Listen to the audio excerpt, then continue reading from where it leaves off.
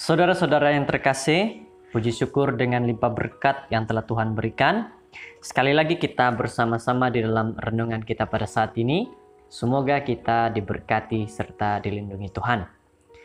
Firman Tuhan kita akan mengajak kepada kita bagaimana kita mengikuti pelajaran kita dalam Mazmur 1. Dan pada saat ini mari berdoa. Kami berdoa pada saat ini Tuhan, menyembah kepadamu karena kami mengucap syukur kepada Tuhan yang bertakhta di surga. Karena Engkaulah yang sudah melindungi dan mengampuni segala dosa kami.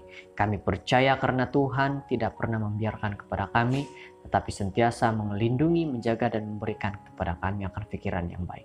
Terima kasih, inilah doa kami dalam nama Yesus. Amin.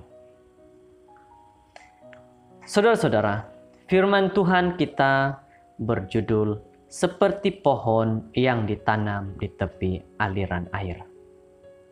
Dan ayat renungan di dalam Mazmur 1 ayat 3. Ia seperti pohon yang ditanam di tepi aliran air. Mazmur 1 ayat 3 ialah salah satu ayat yang paling mengejutkan dan indah dalam seluruh Alkitab. Kenapa? Seperti itu? Sangat aneh karena setelah berbicara tentang kata-kata manusia dalam ayat pertama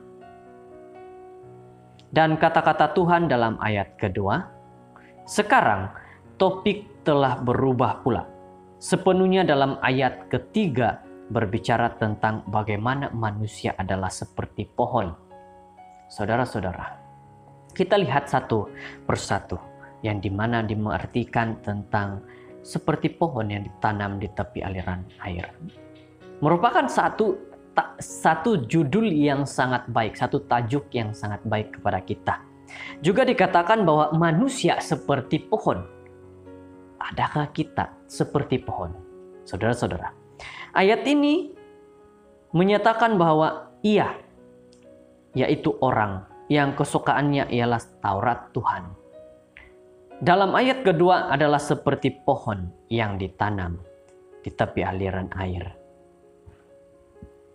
Idea yang disampaikan dengan jelas di sini ialah pohon ini yang sangat berbuah banyak dan subur menjadi produktif hanya karena satu perkara, air. Hanya karena air. Sangat penting untuk diberikan perhatian di sini ialah ayat kedua dan ketiga. Dikaitkan bersama dengan satu unit dalam cara yang berikut. Nah, kita dengarkan bersama. Bagaimana? Seperti di mana orang dalam ayat kedua merenungkan firman Tuhan siang dan malam.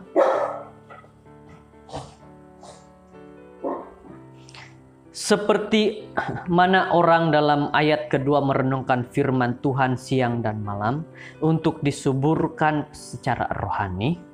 Pohon itu harus mempunyai air yang mengalir dari akar. Pohon siang, malam, dan berbuah banyak. Sama seperti pohon yang tanpa air akan layu dan mati. Demikian juga akan terjadi kepada mereka yang tanpa firman Tuhan. Saudara-saudara yang terkasih, sesuatu yang menarik di sini ialah perkataan untuk aliran air dalam ayat ketiga. Bukanlah aliran yang berlaku secara semula jadi, tetapi merupakan parit pengairan yang harus digali dengan sengaja untuk air yang memberi kehidupan itu boleh sampai ke akar pohon setiap masa. Pelajaran di sini sangat jelas. Setiap hari kita harus dengan sengaja membawa air kehidupan daripada firman Tuhan dalam kehidupan kita dan merenungkan air kehidupan itu untuk kuasa transformasi daripada air kehidupan membentuk semula kehidupan kita. Saudara-saudara, dikatakan kalau kita seperti pohon, maka apa yang terjadi adalah kita perlukan air. Jadi kalau pohon perlukan air, manusia juga perlukan air.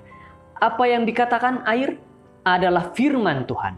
Kalau pohon ataupun pokok tanpa air siang malam, maka apa terjadi?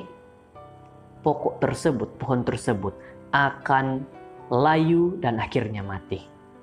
Jadi kalau kita sebagai manusia tanpa firman Tuhan siang malam pagi petang, maka kita kehilangan kerohanian, kita kehilangan Tuhan dalam hidup kita.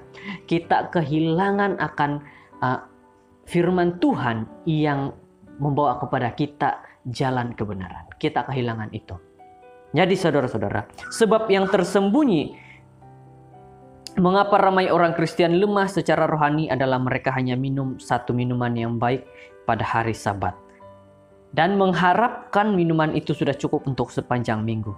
Kecuali kita belajar daripada pelajaran lembu yang biak dan pohon yang sentiasa memerlukan aliran air, kita tidak akan benar-benar diberkati dan menjadi murid-murid yang bertumbuh.